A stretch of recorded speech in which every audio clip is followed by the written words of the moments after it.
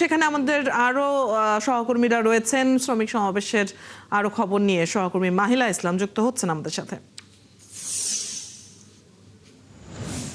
মাহিলা, আজকের এই সমাবেশ ঘিরে আগত নেতা কর্মীরা কেমন উচ্ছ্বাস প্রকাশ করছেন, কি বলছেন তারা?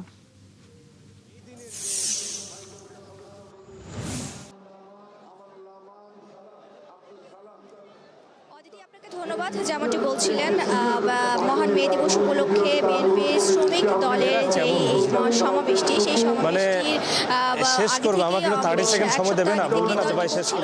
লক্ষাধিক নেতা কর্মীদের সমাগম ঘটবে এখানে, ঠিক তাই দেখা যাচ্ছে। যদি আমি একটু আমার পেছনে দেখাই যে এখানে বিভিন্ন অঙ্গ সংগঠনের নেতাকর্মীরা এখানে এসেছেন এবং নেতৃত্ব দিচ্ছেন এবং বিভিন্ন ধরনের স্লোগানে এই পল্টন পুরো এলাকা মোড় এখন উৎসব মুখর করে রেখেছেন। আমি যদি একটু বলে রাখি, সেটি হচ্ছে যে মঞ্চে এখন পর্যন্ত যেই বিএনপি চেয়ারম্যান এবং প্রধানমন্ত্রী তারেক রহমান প্রধান অতিথি তিনি এখনো এসে পৌঁছাননি। তবে অন্যান্য যেই অঙ্গ সংগঠনের নেতাকর্মীরা, ছাত্রদল, যুবদল এবং দলের মহাসচিব এবং স্থায়ী কমিটির সদস্যরা এখানে এসেছেন, উপস্থিত হয়েছেন, তারা বক্তৃতা দিচ্ছেন। এবং এইখানে দুপুরের পর থেকে এই যে স্বতঃস্ফূর্ত যেই অংশগ্রহণ এবং খুবই সুশৃঙ্খলভাবে এই অঙ্গ সংগঠনগুলো এই সমাবেশটিকে কেন্দ্র করে নেতৃত্ব দিচ্ছেন এবং এখানে তারা জমায়েত করেছেন।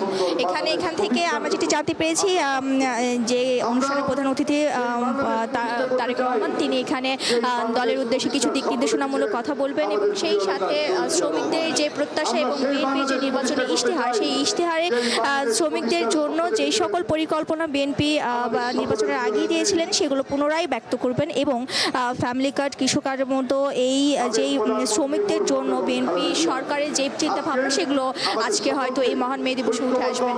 অতীতে একটি কথা বলে রাখা ভালো, এই যে স্বতঃস্ফূর্ত যেই অংশগ্রহণ, একটু পেছনে যদি চিন্তা করি 2023 বা 24 সাল, তখন কিন্তু এই স্বতঃস্ফূর্ত অংশগ্রহণটা ঠিক এইভাবে উৎসব মুখরভাবে হতে পারেনি। কারণ তখনকার যে ক্ষমতাশীল দল ছিল বা সরকার প্রধান ছিলেন, তারা এই দলটি বেশ নির্যাতনের শিকার হয়, যার কারণে এবারে যে মে দিবস, সেটি এই বিএনপি সংগঠনের জন্য একটু অন্যরকম একটি দিন। এবং যারা যেই লক্ষাধিক নেতাকর্মীদেরকে নিয়ে এখানে একটি সমাবেশ করছে এবং খুবই সুশৃঙ্খলভাবে করছে, সেটিকে আসলে বিএনপি কেন্দ্রীয় নেতৃবৃন্দ থেকে ধরে বিএনপির অঙ্গ সংগঠনের সকল নেতাকর্মীরাই খুবই আনন্দে রয়েছেন। কিছুক্ষণের মধ্যে বিএনপি চেয়ারম্যান তারেক রহমান এখানে এসে উপস্থিত হবেন এবং তাকে দেখা কাছ থেকে এবং ঢাকা জনসমাবেশে এটি সরকার গঠন করার পর বিএনপি চেয়ারম্যান এবং তারেক রহমান প্রধানমন্ত্রী হওয়ার পর তার এটি প্রথম যেহেতু গণজমায়েতে আসা সমাবেশ এবং তা নিয়েও একটা উচ্ছ্বাস রয়েছে, যেমনটি জানছিলাম আপনার মাধ্যমে। ধন্যবাদ মাহিলা, যুক্ত হবার জন্য। দর্শক, আমাদের সহকর্মীরা যুক্ত হয়ে নয়াপল্টন থেকে জানিয়ে দিচ্ছিলেন সমাবেশের সবশেষ প্রস্তুতির খবর।